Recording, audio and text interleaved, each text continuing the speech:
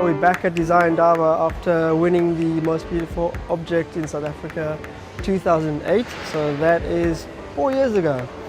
So it's amazing because the project is still going and people still remember it as you know, one of the most beautiful products. So the idea is that in the morning when the kids are at school, the bottom two can be a sofa. Then it becomes the grandstand seating when the kids come back from school, they do their homework, watch TV. At night it becomes 5 beds. And the benefit is that during the day it gets pushed back into one single unit. I love this quote from Steve Jobs saying, "Make a dent in the universe." How do we make a dent in the universe? A lot of my project has been doing that through submarines, container conversions, turning them into schools or sports centers. We say to staff marines that let's forget about containers. Let's just think of this as a material. It's as good as a brick. So let's put a roof over it like a building. And let's try to use the minimum resources we have to achieve a maximum result. So in this case, we bend the roof down, we create a big sheltering roof. The roof that bends down the back becomes an advertising board, which then can sustain the right income.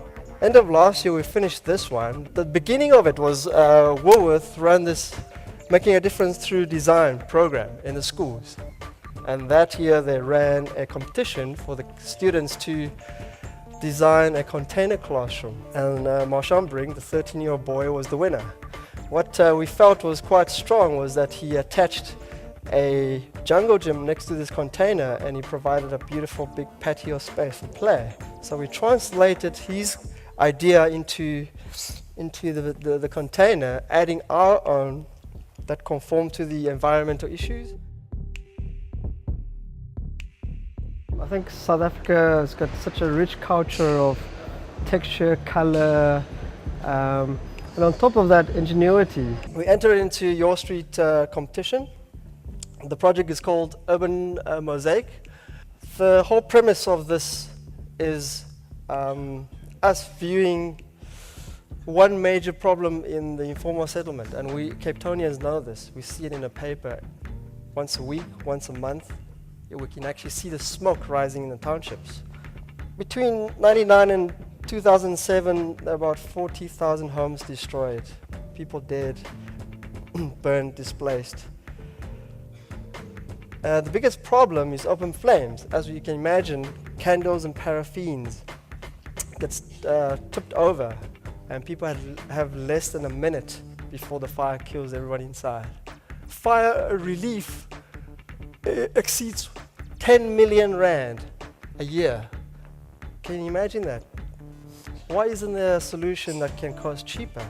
It's this product actually made locally, and basically there's a reduction and there's a fire burning, and on top of that it actually doesn't really give off smoke, which is another sort of fatality, a cause of fatalities. The first test burn was on the 17th of February. The burn was pretty amazing. The second shack sitting over there, been treated with the paint on the outside, didn't catch fire. If we're using paint, let's use the paint to create community upliftment. We came up with this idea, and that's sort of the clincher with the third point, is we want to turn a negative image into a positive landmark. Now you fly over Cape Town, as you arrive, you see the township below you. It's sort of unsightly. Now think about this crop circle, combine this image with some sort of a cultural reference. People are slowly receptive to this idea of using design as a tool, and especially the community, because once they hear about the possibility, they said, bring it on, we want to see what you can offer us. The conference has really gave me great, amazing insight to hear what other people are doing. It really have stretched my mind beyond what I knew it can receive. Guys doing computer interactive things with music videos, with social networking, things that I have never even dreamed of. So it's a complete dimension that I'm aware of and I'm excited to be part of and want to participate.